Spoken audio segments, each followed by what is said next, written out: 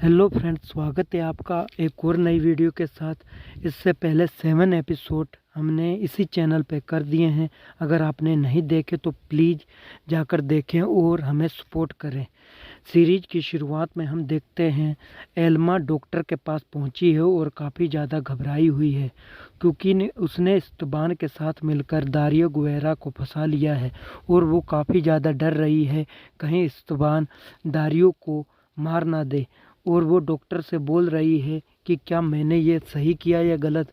Doctor बोलती है कि तुम अपनी जगह सही हो, तुम्हें इसके बारे में नहीं पता था। और तभी दूसरी तरफ हम देखते हैं जज सुलेरिस को याद आ रही होती है कि एल्मा को मैंने रात को रिलेशनशिप के लिए पूछा तो उसने मना कर दी, बट उसके बाद ऑटोमेटिक वो तैयार हो गई और उसने मेरे साथ सब कुछ किया और अचानक रात को कहीं चली गई। और जैसे ही मैंने बैग खोलना चालू किया उस बैग में क्या था।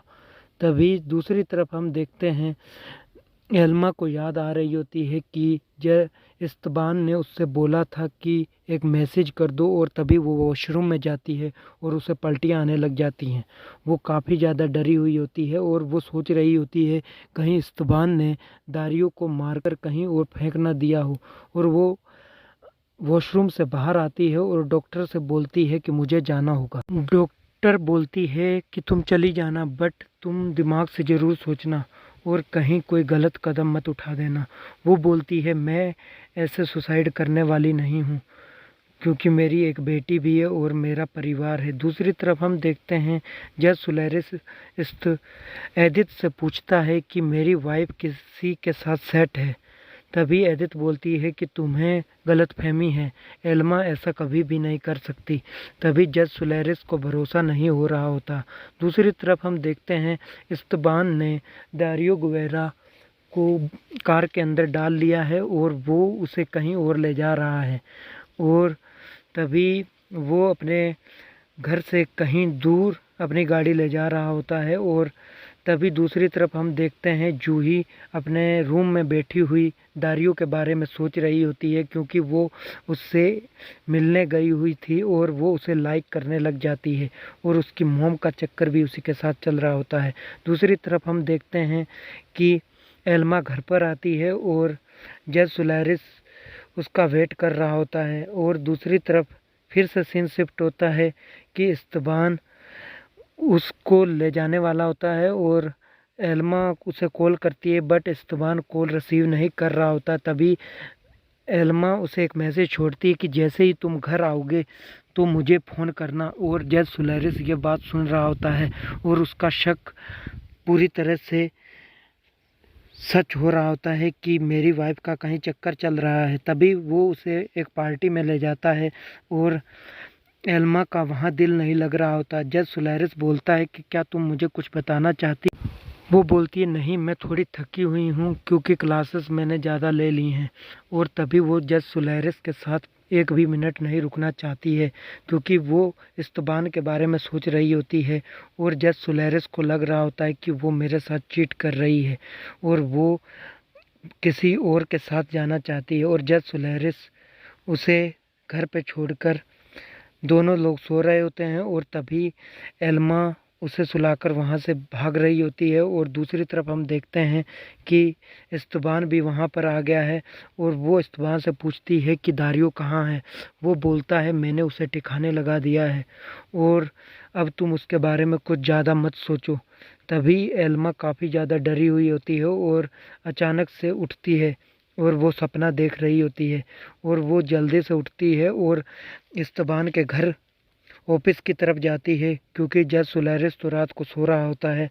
और तभी वो उसे अकेले छोड़कर वहाँ से जाने लगती है और जज सुलेरिस को पता भी नहीं होता कि उसकी बीवी वहाँ से चली गई है। और तभी जज सुलेरिस थोड़ी देर बाद उठता है और एल्मा को ढूंढने लगता है, बट एल्मा वहाँ पर नहीं होती। वो पूरे घर में एल्मा एल्मा चिल्लाता है और तभी उसकी बेटी आती है। वो बोलती है क्या हुआ डैड। वो बोलता है तुम चुप रहो, तुम्हें कुछ भी नहीं पता है। नेक्स्ट सीन में हम देखते हैं कि एल्मा दारियो को ढूंढने के लिए इस्तबान के रूम पर आई है, बट इस्तबान रूम नहीं खोल रहा होता है क्योंकि इस्तबान वहाँ पर नहीं होता। वो दारियो की बॉडी को कहीं फेंकने गया हुआ है और वो उसे वहाँ पर फेंक कर और अपनी गाड़ी से वहाँ से जल्दी से वापस आ जाता है।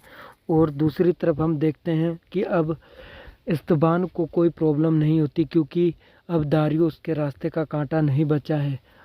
दूसरी तरफ हम देखते हैं जज सुलेरिस अपनी बेटी से बोलता है कि तुम्हारी मोम घर में नहीं है और उसका किसी के साथ चक्कर चल रहा है। तभी जूही काफ़ी ज़्यादा डर जाती है और जज सुलेरिस इस्तबान की तरफ कॉल करता है और जूही सभी बातें सुन रही होती है और वो अपनी बेटी से बोलता है तुम्हें यहाँ रुक कर ही वेट करना होगा। वो जज सुलेरिस की तरफ जैसे ही कॉल करता है उसका मैनेजर कॉल उठाता है और वो बोलता है कि इस्तबान यहाँ पर नहीं है, वो कहीं गया हुआ है। और तभी दूसरी तरफ हम देखते हैं एल्मा काफ़ी ज़्यादा घबराई हुई होती है कि दारियो को कहीं उसने मार ना दिया हो, क्योंकि वो दारियो से एक सच्चा प्रेम करने लग जाती है।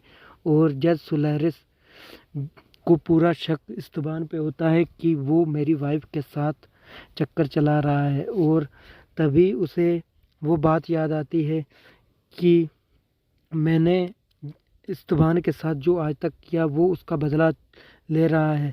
और तभी उसे याद आती है कि जिस दिन इस्तबान ब्रेंडा के घर से भाग रहा था उस दिन मैंने उसके पीछे से गोली चलाई और उसकी लात पर गोली लगी, वो मेरी वजह से लगी और आज वो उसका बदला लेना चाह रहा है।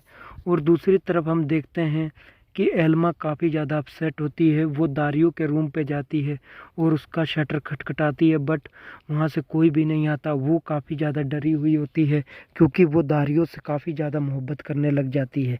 और दूसरी तरफ हम देखते हैं इस्तबान अपने रूम पर पहुँचा है और एल्मा की तरफ कॉल करता है। एल्मा का फ़ोन इस जज सुलेरिस के पास होता है और वो कॉल को पिक करता है और वो उस पर गन तान देता है। वो बोलता है कि मैं तुझे उसी दिन गोली मार देता तो आज ये दिन नहीं देखना पड़ता। इस्तबान काफ़ी ज़्यादा चौंक जाता है। वो बताता है कि अगर उस दिन ब्रेंडा के घर में मैंने तेरी लात पे गोली ना मारकर तेरे सीने पे मारी होती तो आज तू ये गंदी हरकत नहीं करता। इस्तबान बोलता है कि मैं ब्रेंडा के खून की इंक्वायरी कर रहा हूँ, उसकी मौत हुई थी, उसने सुसाइड नहीं किया था। और दूसरी तरफ हम देखते हैं एल्मा की गाड़ी के पीछे दारियो टकरा गया है और वो जिंदा होता है और एल्मा अब काफ़ी ज़्यादा खुश होती है कि दारियो को कुछ भी नहीं हुआ, लेकिन वो काफ़ी ज़्यादा चोटिल होता है और एल्मा उसे कुछ भी नहीं बोलती और खड़ी रहती है। दूसरी तरफ हम देखते हैं कि इस्तबान उसे बोलता है कि मैं उस केस को हैंडल कर रहा हूँ। और अब जज सुलेरिस को पता चल गया होता है। ये एपिसोड यहीं पे ख़त्म होता है। नेक्स्ट एपिसोड देखने के लिए चैनल को सब्सक्राइब करें।